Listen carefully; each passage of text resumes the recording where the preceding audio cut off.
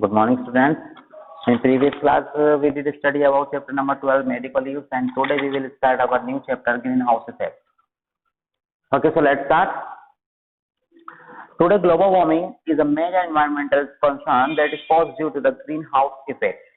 आजकल आज जानते हैं जो ग्लोबल वार्मिंग है वो एक बहुत ही मेजर एनवायरमेंटल कंसर्न चिंता का विषय बन गया है. That is cause due to the green house effect. क्यों? किसकी वजह से? ग्रीन हाउस इफेक्ट की वजह से. और ग्रीन हाउस इफेक्ट क्या है? देखिए, फर्स्ट पॉइंट देखें, energy from the sun drives the climate and weather on the earth. सूर्य से जो एनर्जी मिलती है और सन ड्राइव्स दैट क्लाइमेट, वो किस किस को चलाती है? क्लाइमेट एंड वेदर, दोनों चीजों को चलाती है. Some of the sun rays that enter the atmosphere are reflected. तो कुछ जो सन रेज होती हैं वो क्या होती हैं? एंटर द एटमॉस्फेयर, एटमॉस्फेयर के अंदर एंटर होती हैं और रिफ्लेक्ट हो जाती हैं. Some are observe by the clouds, कुछ क्लाउड के थ्रू ऑब्जर्व कर ली जाती हैं. And most reach of the earth and warm its surface. और कुछ जो है वो अर्थ के ऊपर पहुंचती हैं और उसके सरफेस को क्या करती हैं? गर्म कर देती हैं. Question number 2.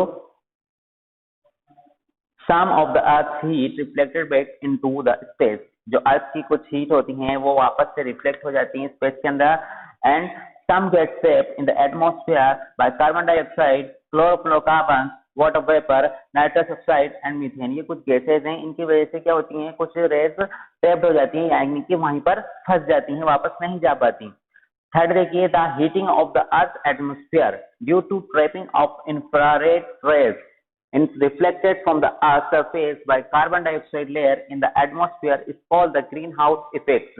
क्या होता है कि जो हीटिंग होती है अर्थ एटमॉस्फेयर की due to trapping of infrared rays, वो जो इंफ्रारेड रेज होती हैं उनकी वजह से जो हीटिंग होती है वो reflected from the earth surface by carbon dioxide layer.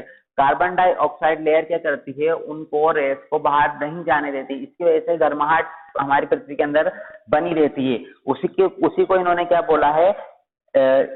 Is called the green house effect. उसी को क्या बोलते हैं? ग्रीन हाउस इफेक्ट बोलते हैं.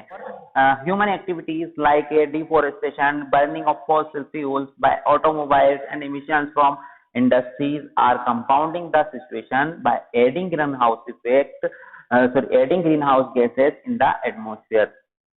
जो ह्यूमन एक्टिविटीज हैं जैसे कि डिफोरेस्टेशन यानी कि वनों की कटाई हुई, बर्निंग जलाना हुआ फॉसिल फ्यूल्स, और ये जितनी भी इंडस्ट्री से जो भी गंदगी वगैरह निकलती है, ये सब चीजें क्या कर रही हैं? कंपाउंडिंग द सिचुएशन को बहुत ही ज्यादा कंपाउंड यानी मुश्किल बना रही हैं. And by adding green house gases in the atmosphere. और इसकी वजह से ये जो ग्रीन हाउस इफेक्ट है ये और ज्यादा क्या हो रहा है? बढ़ता जा रहा है. Look at the picture and identify the human activities. हमें पिक्चर्स को देखते हुए आइडेंटिफाई करना है ह्यूमन एक्टिविटीज को that add green house gases, जिसकी वजह से ग्रीन हाउस गैसेज ऐड हो रही हैं इन द एटमॉस्फेयर के अंदर. यू में यूज द हेल्प बॉक्स का यूज करते हुए. फर्स्ट क्या है? क्या दिख रहा है आपको? फर्स्ट में क्या आना चाहिए? Burning of fossil fuel. And second deforestation. And third में आएगा यूज ऑफ एयर कंडीशन. तो ये ऐसी एक्टिविटीज हैं, ऐसी ह्यूमन एक्टिविटीज हैं जो कि किसको बढ़ावा दे रही है? ग्रीन हाउस इफेक्ट को. Acrostic poem.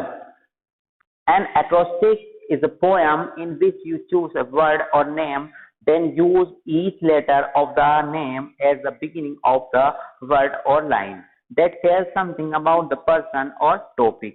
Now write an acrostic poem using the letters given below. इसके अंदर बेटा ये बोल रहा है कि आपको एक एक्रोस्टिक पोयम बनानी है. और एक्रोस्टिक पोयम क्या होती है?